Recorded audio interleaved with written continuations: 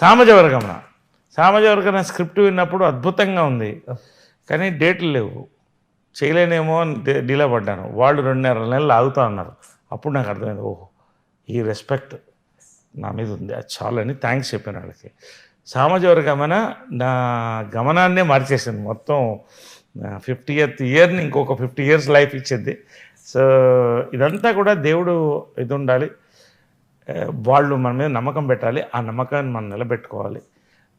అవకాశాలు వచ్చినాయి వదులుకోకూడదు. నేను ఫర్ ఎగ్జాంపుల్ ఏంటంటే గత 35 రోజుల్లో 16 కథలు విన్నాను.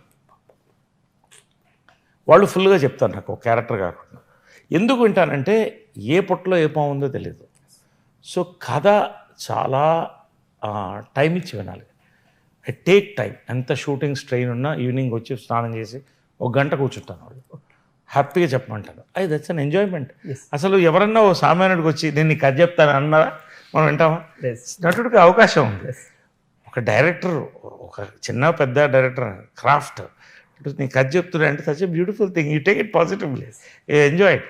సో అలాగా I really I dedicate my time. రెండోది ఇక్కడే ఈ ప్లేస్లోనే చాలా సినిమాలు వర్క్షాప్స్ చేస్తాము.